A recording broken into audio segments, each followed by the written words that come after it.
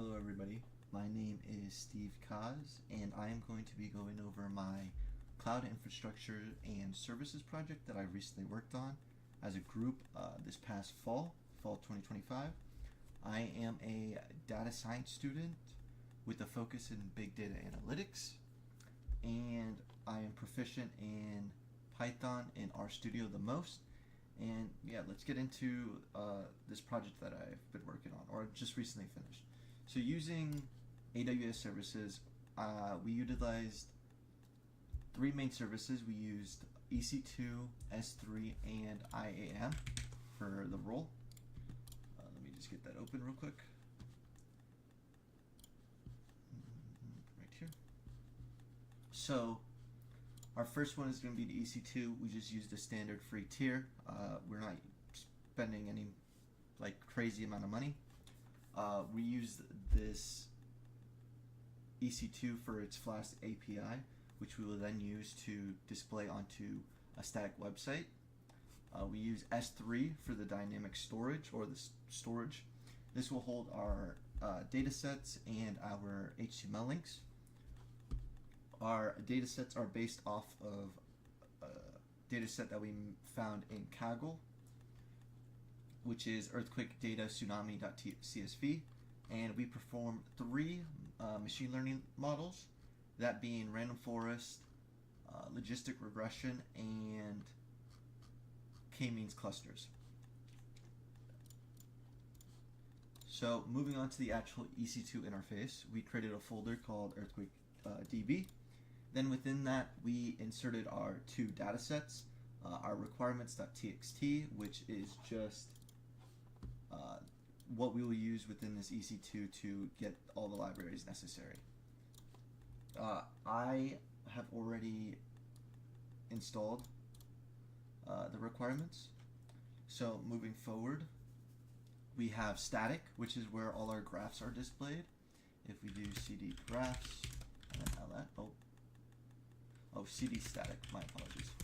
And then we do ls, cd graphs, then ls. This will show all the graphs. Keep in mind, not all of these were used, but a majority of them were. So now if we go back and cd into templates, this is just our HTML link as showed earlier.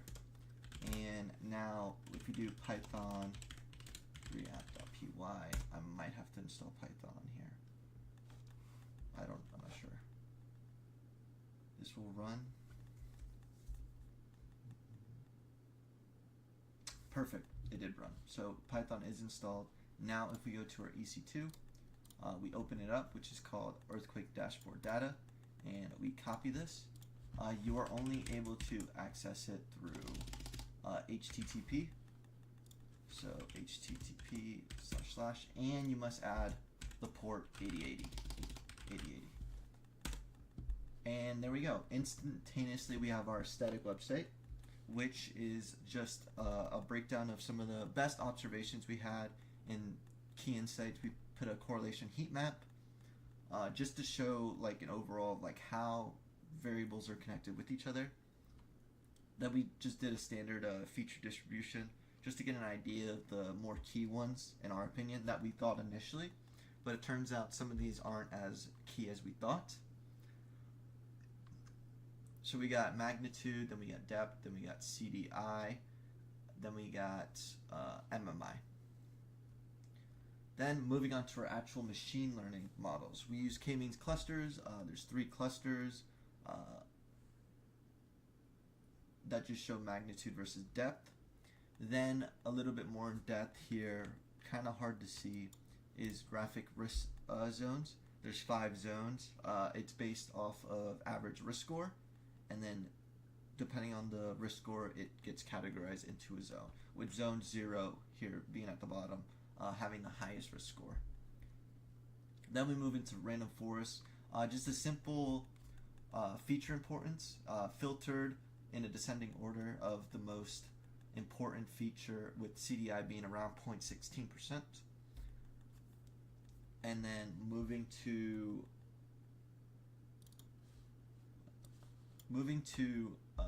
the confusion matrices or matrices, we have logistic regression and random forest.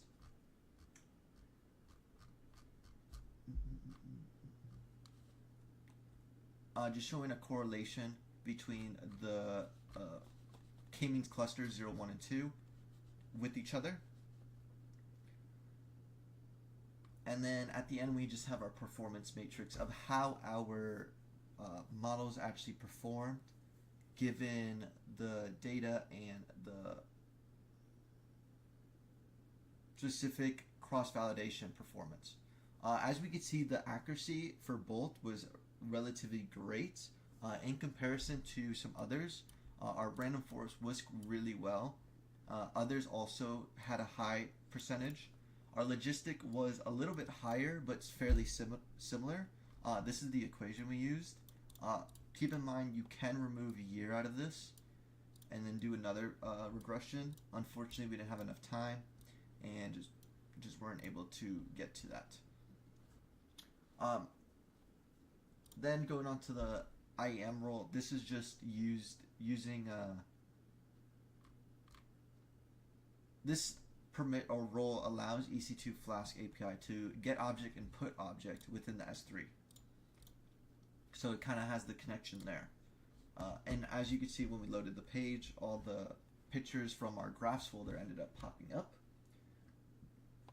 The random forest model demonstrated the best performance in comparison to the other two, but the logistic was still really good, and the geographic risk zones were still a great observation. Unfortunately, we didn't get to include this map, which shows like the most popular regions. As we could see in Southeast Asia, it was the most popular near Indonesia and just above Australia there, above in the water as well. And then we got Japan and Korea also facing some heavy tsunamis. And yeah, that is our EC2 project, or that is our AWS services project. I also have linked in this folder that this video is in a link to the presentation that we went over, as well as our paper if you want to read more into it. But yeah, this is just a video showcasing what I've done during my fall 2025 semester within AWS services, as we use 3. Keep in mind, we also could have used Route 53 and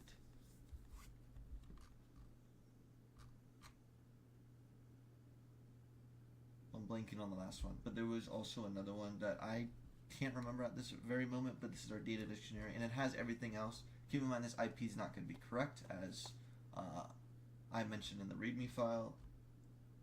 And yeah, this was a very helpful project, and it allowed me to build on my Python and HTML skills, as I didn't really have much HTML skills, but this was a good way for me to build on that.